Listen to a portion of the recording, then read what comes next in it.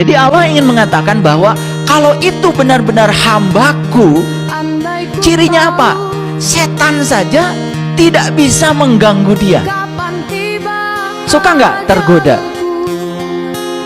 Itu masalah kita. Berarti sebetulnya klaim bahwa kita ini hamba Allah sudah pas belum? Sedangkan kata Allah, inna ibadi laisa laka alaihim sultan. Kalau dia benar-benar hambaku, kata Allah, bahkan setan pun tidak berkuasa atas dia. Begitu lihat judul hamba-hamba setan, pasti bukan saya. Betul nggak? Belum masuk, ya toh? Iya, kayak gitu kadang-kadang kita ya, nggak apa-apa. Jadi hari ini kok serem ya judulnya, hamba-hamba setan. Apa yang mau dibangun di kajian ini? Yang mau dibangun di kajian ini adalah setelah selesai mendengarkan kajian ini, kita harus jujur pada diri kita sendiri. Sebetulnya kita ini hamba-hamba Allah atau hamba-hamba setan, gitu aja sebetulnya tujuannya itu.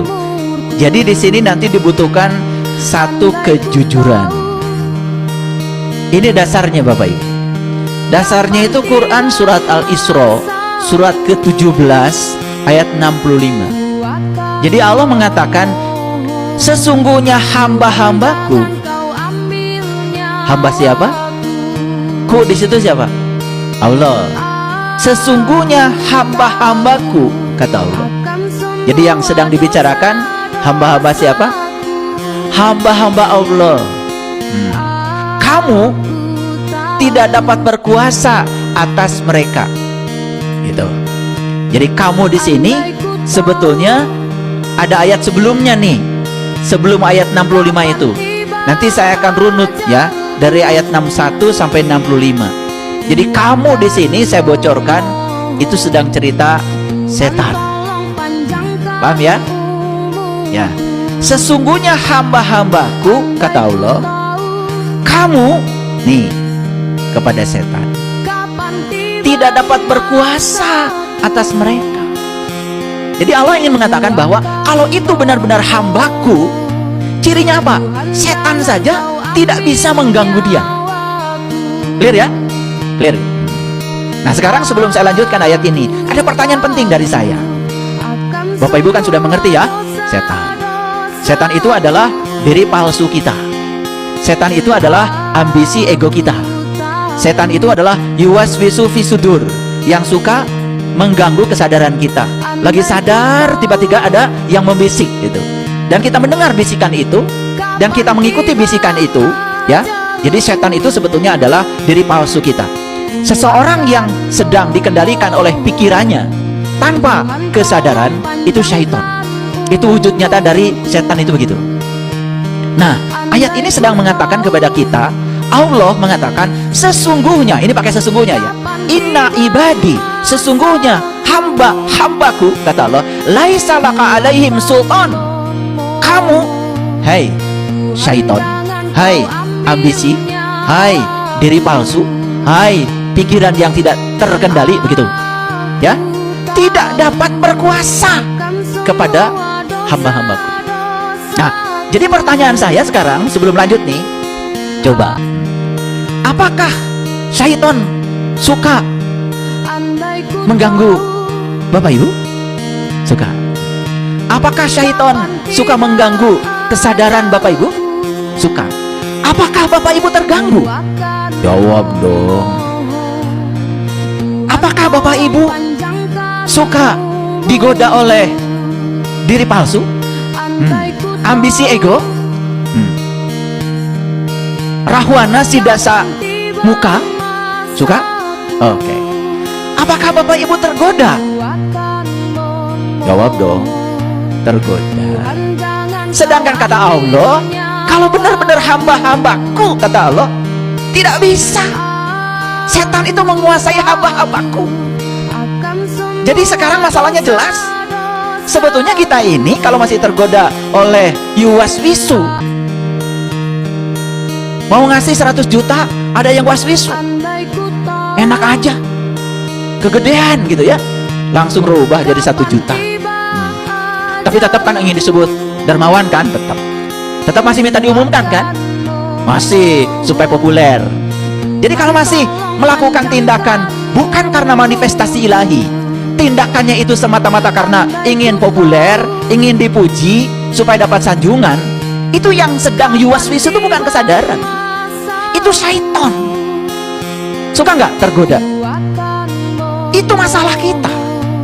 Berarti sebetulnya klaim bahwa kita ini hamba Allah sudah pas belum?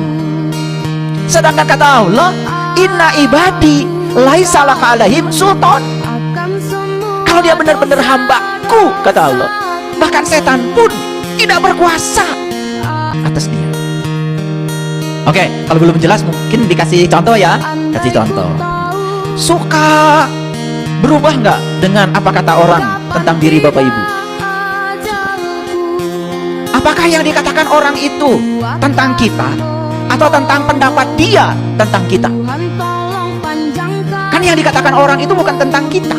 Yang dikatakan orang itu adalah opini dia tentang kita. Apa yang dikatakan orang itu palsu atau benar? Tapi percaya nggak? Jadi kalau ada orang yang marah ketika dihina orang, masalahnya di orang yang menghina atau di Anda yang merasa terhina?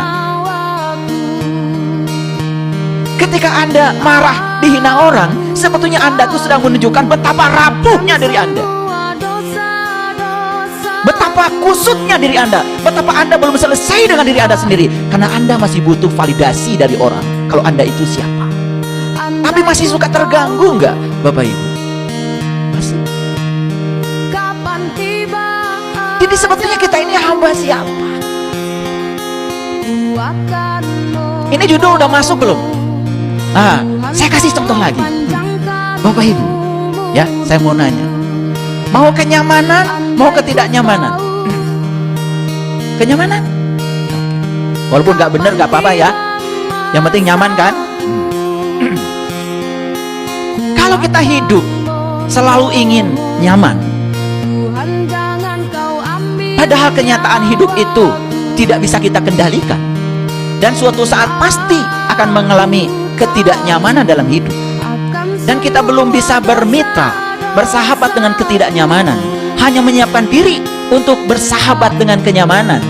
Coba perhatikan, saat ketidaknyamanan datang, apa yang terjadi? Menolak? Marah? Marah. Padahal ketidaknyamanan itu datang dari Allah.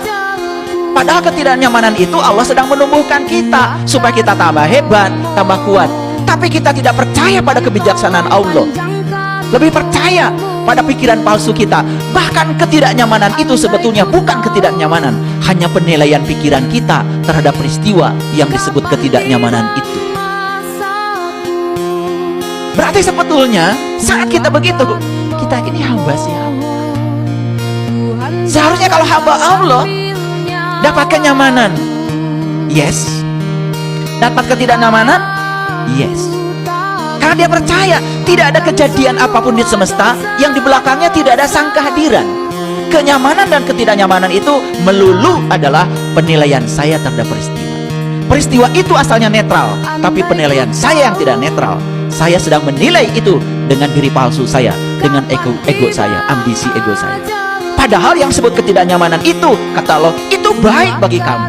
Kan Allah bilang, boleh jadi kamu tidak suka sesuatu, bahwa itu amat baik bagi kamu. Boleh jadi kamu menyukai sesuatu, bahwa itu amat buruk bagi kamu. Hamba siapa? Kalau nggak dikasih contoh, kalian tuh susah jujur. Betul nggak? Jadi kalau hamba Allah gimana? Kenyamanan yes, ketidaknyamanan yes. Kalau hamba ambisi, hamba diri palsu, hamba ego, dia hanya siap untuk kenyamanan dan dia tidak siap untuk ketidaknyamanan. Hamba siapa? Tadi dia begitu lihat judul hamba-hamba setan, pasti bukan saya.